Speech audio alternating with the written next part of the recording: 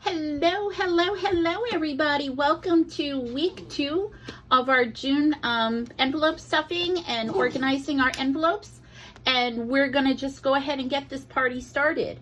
So we have been budgeting in and working on our budget. And so for week 2, these are the dollar amounts that we spent.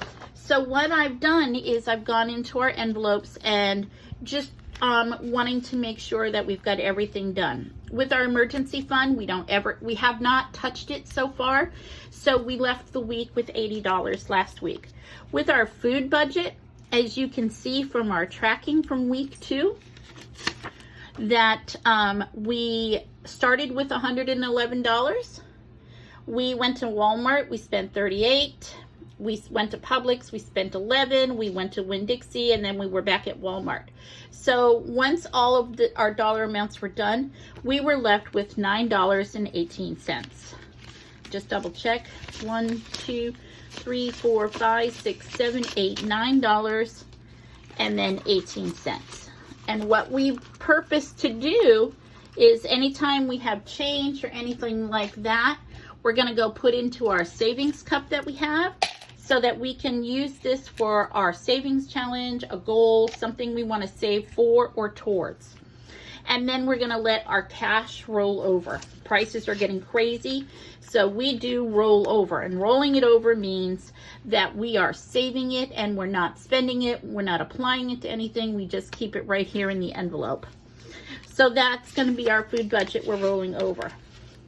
So with gas, as you can clearly see, we put in $50 and we had $10 left in our budget, and that's going to roll over, and we're just going to keep that nice and safe and snug, because I don't know about your area, but our gas prices have not stopped. They're still going up and up and up. Every day it's like a new gas high.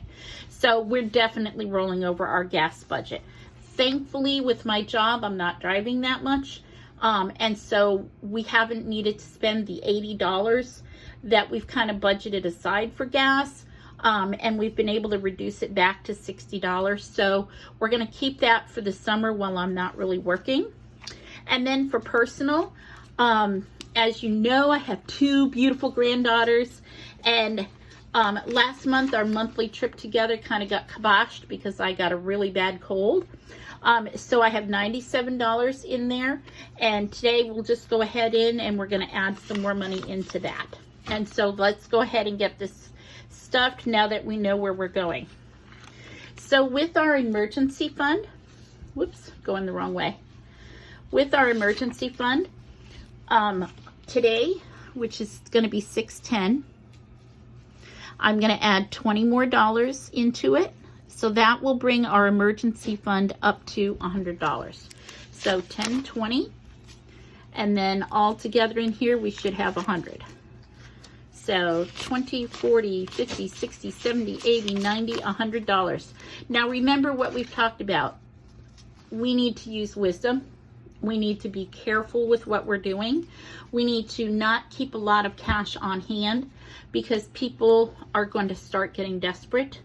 So you and your husband, your significant other, your spouse, whoever that's doing this with you, you're going to want to start making wise choices and make determinations on how much you're going to keep home and how much you're going to deposit into a high interest savings account at your bank to keep the money safe. Let's be realistic. Even if somebody boings into your account, the bank is going to cover you as long as you catch it soon enough. So even if something happens, you're covered. If the worst happens, FDIC rules say up to $100,000. And I don't know about you, but we're nowhere near that. We're still paychecking to paychecking it, and we're still broke. We're just able to find ways to start putting money into our savings account. So my husband and I are working on a decision about how much cash we keep here and how much cash, and what is that point we start putting things into a high interest savings account. So at this point, we have $100 in our emergency fund, and we're going to keep that as is. Now with our food, we because gas had been going so crazy, we are going to put that in. Today's the 10th. in $100. So we're going to take another $100 and say 10, 20, 30, 40, 50, 60, 70, 80, $100. And we're going to just go ahead and add that in here. Now remember, our change went in our thing, so we're just left with $9. So right now we're going to have $109 in our food budget.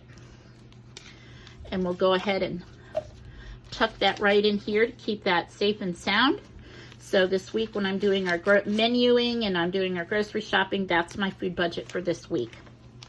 With our gas, again, remember, we are rolling over that last $10. So today, I'm going to add in another $60. And so 10 plus 60 is 70. So we're going to take that 10 out.